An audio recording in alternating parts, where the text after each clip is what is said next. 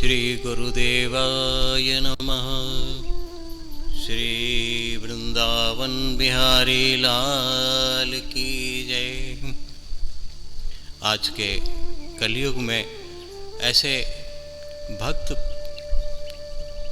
हुए हैं जिन्होंने अपनी संत सेवा के माध्यम से भगवान की प्राप्ति कर ली है। ऐसे ही एक संत हरिपाल जी हुए, ब्राह्मण परिवार में जन्म लिया उन्होंने और बहुत ही संपन्न परिवार था जिसमें उनका जन्म हुआ। लेकिन पिछले जन्म के प्रभाव से उनके अंदर संत सेवा का जो भाव था वो जागृत रहा और उन्होंने अविवाहित रह करके संत सेवा में अपने जीवन को लगाने का संकल्प लिया। लेकिन विधि को तो कुछ दूसरा ही मंजूर था।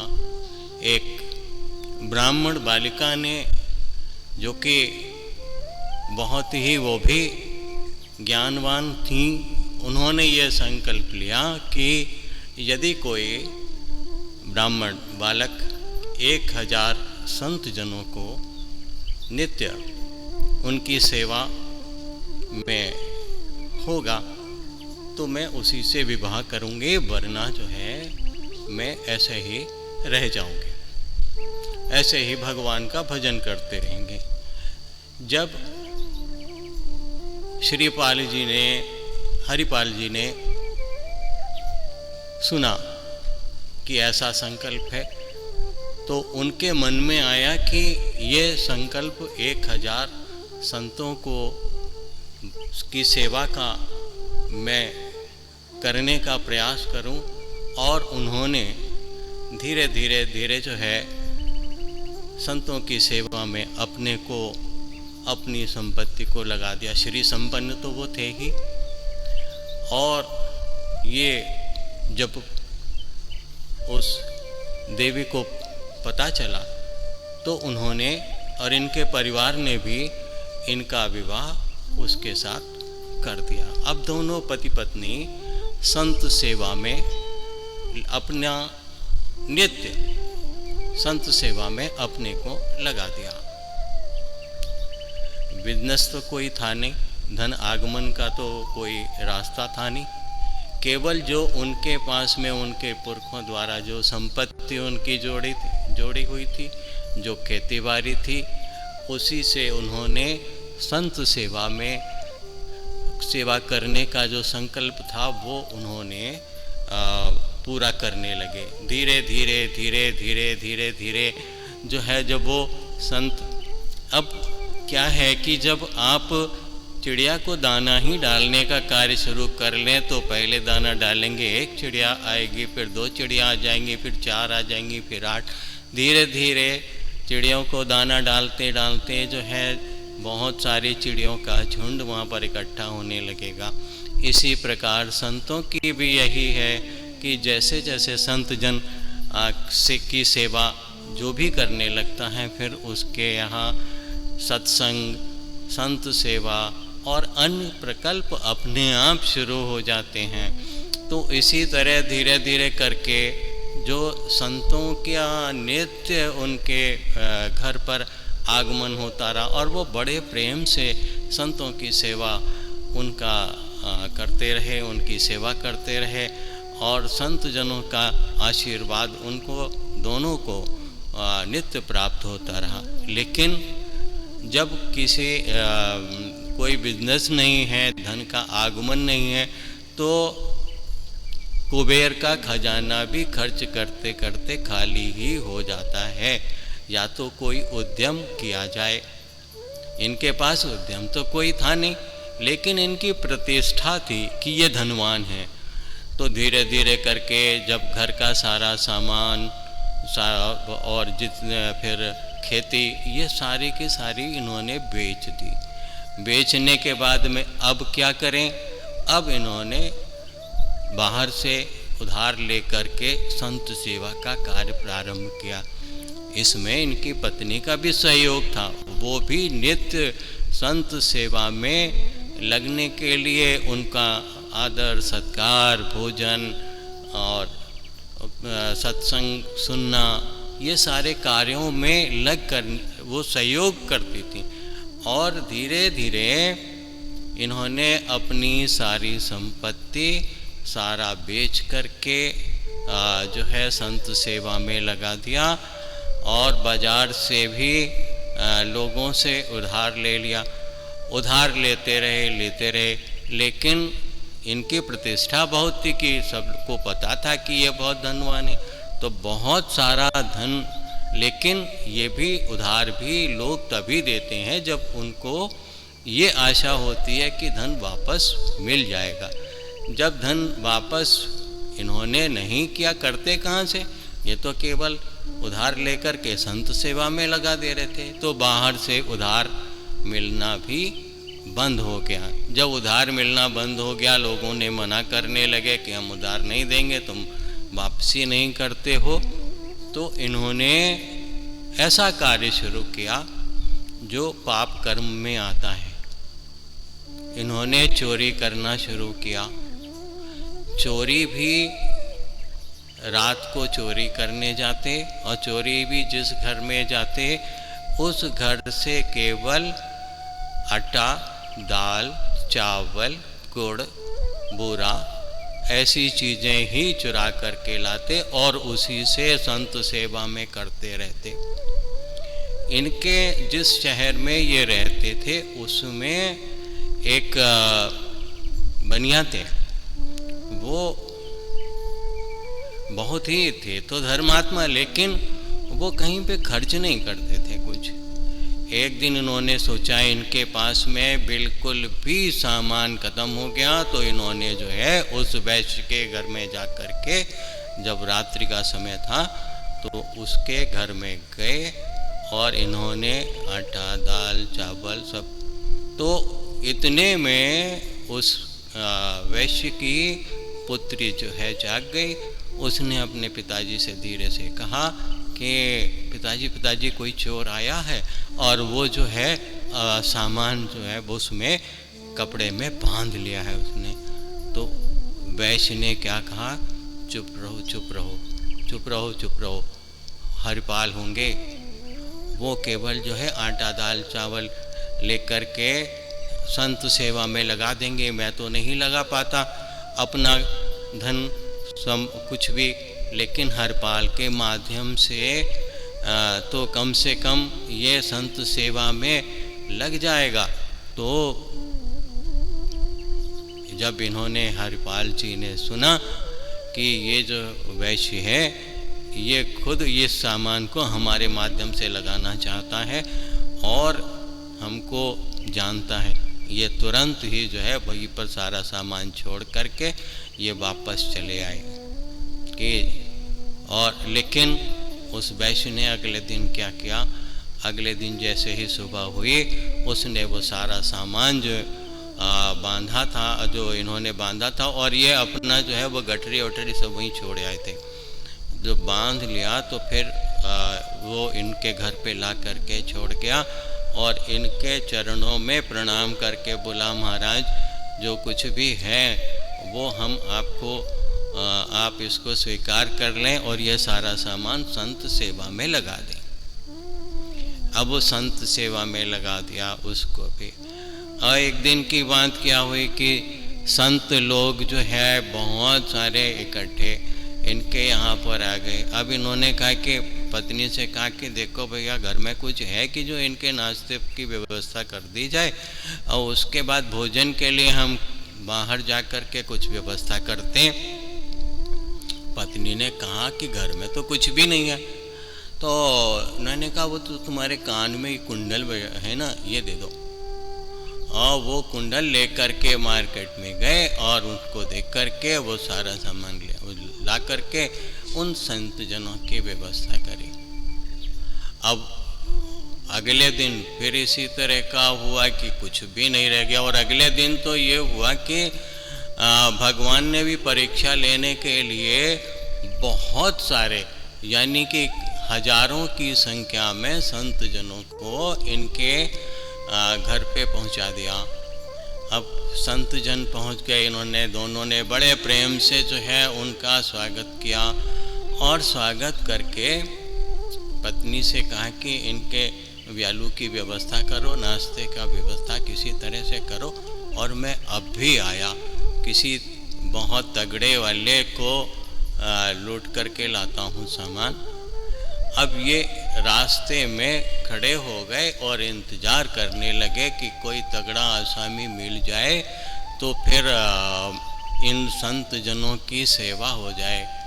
उधर भगवान तो परीक्षा ले ही रहे थे अपने भक्त की। उसकी परीक्षा के लिए उन्होंने क्या किया, उन्होंने एक सेठ के रूप में अपने को सजाया और खूब सारे जेवर गहने सब पहन लिए, अंगूठियाँ दोनों सब पहन लिया, हाथ में कड़े पहन लिए, गले में हासली पहन ली, करधनी पहन ली। अब पहनते हुए देखा रुक्मणी मैया ने, कहाँ जा रहे हो भाई, आज तो बहुत सजे संवरे, खूब तो तुम जब कहीं जाते हो तो बहुत सारी तैयारियों के लिए ढोंग रचाने के लिए जाते हो, आज कहाँ जा रहे हो। बोले जल्दी में हूँ, बहुत जल्दी में, एक भक्त की पुकार है उसमें जा रहा हूँ। तो इन्होंने कहा कि अरे तुम जा रहे हो भक्त, बोले भक्त के दर्शन करने के लिए जाना, वो मेरे इंतज़ार में खड़ा हुआ है, उसका मुझे दर्शन करना है। बोले दर्शन करने के लिए तुम जा रहे हो तो मैं भी तो उस भक्त का दर्शन कर लूं जिसके दर्शन के लिए मेरे प्राणनाथ जा रहे हैं। तो उन्होंने कहा अच्छा तुमको भी चलना है तो तुम सेठानी बन जाओ, हम सेठ बने हुए, तुम सेठानी बन जाओ। अब सेठानी बनकर दोनों जने कब, अच्छा वो तो आंखें बंद करके इंतजार कर रहा था कि कोई तगड़ा आसामी मिले तो फिर हम उसको लूटें और जा कर के जो है संतों की सेवा करें। इन्होंने अपने हाथ खूब दोनों ने खूब हिलाए और टन टन टन टन की आवाज़ें आने लगी, सोने के गहनों की आवाज़ आने लगी। तो इनको समझ में आया कि कोई ना कोई जो है सेठ निकल रहा इधर से, उसको जो है। अब जब भगवान सामने दोनों जने जो है वो सेठ और सेठानी, उन्होंने कहा कि राम राम राधे राधे, राम राम राधे राधे। अब उसने आके खोली, एक देखा कि बहुत सारे गहने से लदा हुआ सेठ और सेठानी। वो तो उसने कहा कि देखो भगत जी प्रणाम, भगत जी प्रणाम। भगवान ने कहा भगत जी प्रणाम, भगत जी प्रणाम, राम राम राधे राधे। अब जब देखा तो उन्होंने कहा कि हम इधर से निकल रहे थे, हम दोनों के पास में तमाम बहुत सारे जेवर हैं और जंगल का रास्ता है और हमको जो है उस स्थान पर जाना है। तो आपको तो ये रास्ता पता ही है, इसलिए आप हमारे आगे आगे चल करके जो है हमको वहाँ तक पहुँचा, जो पारिश्रमिक आपका होगा वो हम आपको दे देंगे। अब हरिपाल जी ने, उनकी तो मन की इच्छा पूरी हो गई कि एक तगड़ा आसामी मिला, अब बहुत सारे संत जनों की सेवा हो जाएगी। तो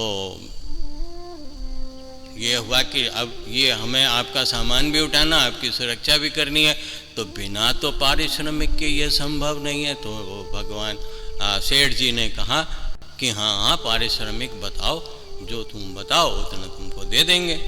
तो बोले ठीक है। अब पारिश्रमिक अलग तय हो गया, गठरियाँ अलग तय हो गई, दोनों चीज़ें तय हो। तो इसने कहा कि ऐसा करिए महाराज, हम आपको वहाँ तक तो छोड़ देंगे, आप हमारा पारिश्रमिक हमें एडवांस में दे दो। तो भगवान ने कहा ठीक है, हम एडवांस में दे देते हैं। उन्होंने जितना मांगा था उसने, वो जो भी सोने की मोहरें जो उसने पारिश्रमिक में मांगी थी वो उसको दे दी।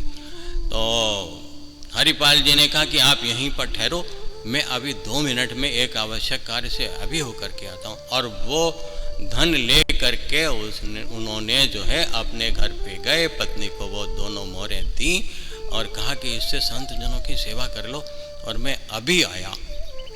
पत्नी ने कहा ठीक है। अब ये फिर से उसी स्थान पर आ गए। अब सेठ जी और सेठानी जी दोनों अपने खड़े हुए, इनके साथ साथ चले। अब तो भगवान ने कहा देखो भाई, दो शर्तें, तुम आगे आगे चलोगे क्योंकि रास्ता तुमको मालूम है, और दूसरे कि हम दोनों पति पत्नी क्या बात कर रहे हैं ये तुम्हें नहीं सुनना है। और तीसरे नंबर पे उन्होंने कहा आगे आगे चलोगे, हम पीछे पीछे चलेंगे और पीछे मत देखना, पीछे नहीं देखना है। तो इन्होंने भी कहा हमें क्या करना, हमें देखना ही नहीं है। अब भगवान ने कहा कि हमको तो भक्त के चरणों की रज अपने माथे से लगानी है, इसलिए आगे तो हमें चलना ही नहीं है, हमें तो भक्त के पीछे चलना है। अब ये मन में भक्त भी, हरिपाल भी खुश हो रहा था कि बहुत तगड़ा आसामी मिला, बहुत लंबे समय तक हम संत सेवा कर पाएंगे। थोड़ी दूर जाने पर एकदम से हरिपाल पलटे, उन्होंने अपना जो ओढ़े हुए थे चादर वो बिछा दी और बोले खबरदार हाथ ऊपर करो। भगवान हाथ ऊपर करके खड़े हो गए, थर थर कांपने लगे। भगवान थर थर कांपने लगे तो रुक्मणी मैया ने कहा कि अरे आप थर थर कांप रहे हैं, डर के मारे। आप कंस के आगे नहीं कांपे, आप जो हिरण्याकश्यप के आगे नहीं कांपे, आप हिरण्याक्ष के आगे नहीं कांपे, आप रावण के आगे नहीं कांपे, लेकिन एक जिसको आप जानते हैं कि भक्त है और वो लूट रहा है, उसके आगे आप कांप रहे हैं। तो उन्होंने कहा कि हम भक्त के आगे कांप रहे हैं। तो जैसे ही हरिपाल ने उनसे कहा अपने जितने ये जेवर रखे वो पहने हुए बस सब उतार दो। उन्होंने, भगवान ने तुरंत जितने थे करधनी गले में पहने हुए और जो भी थे आभूषण सारे उसके चादर पे डाल दिए। रुक्मणी मैया ने भी सारे जेवर डाल दिए, लेकिन एक अंगूठी थी जो उंगली में फंस रही थी वो नहीं उतारी। वो हरिपाल डाकू एकदम से चिल्लाया कि चाहे तुम्हारी उंगली टूटे या कटे, लेकिन ये अंगूठी तो मुझे चाहिए, इससे जो है 2-3 हजार संतों की सेवा हो जाएगी।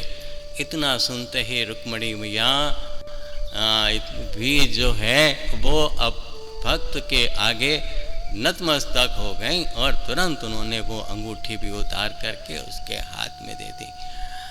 और ये सब को देख करके जब वो कर रहा था तभी भगवान अपने चतुर्भुज रूप में और माता लक्ष्मी के रूप में रुक्मणी मैया उसके सामने प्रकट हो गए और बोले ये सारा धन, ये सारे जेवर ये तुम ले जाओ, ये सब तुम्हारे लिए हैं।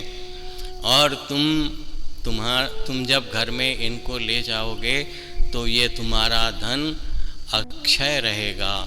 इससे चाहे जितने संतों की सेवा करो वो सेवा तुम्हारी जो है वो निरंतर चलती रहेगी, ये धन कभी ख़त्म नहीं होगा।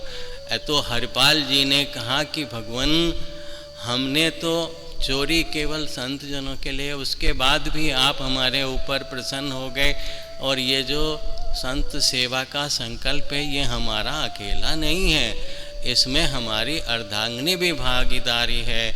उसने भी उसी की प्रेरणा से, उसका ही संकल्प था कि हम जो व्यक्ति 1000 संतों की सेवा नित्य करेगा उसके साथ विवाह करेंगे, तो उसके संकल्प को लेकर के ही हमने संकल्प किया।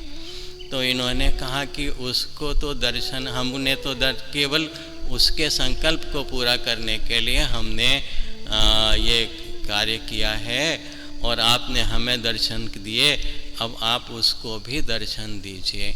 तो दोनों जो है लक्ष्मी नारायण जी दोनों उसके बाहों में आ गए और बाल रूप में लक्ष्मी नारायण जी को लेकर के और सारा धन लेकर के वो घर पहुंचा और अपनी पत्नी को भी भगवान के दर्शन कराए।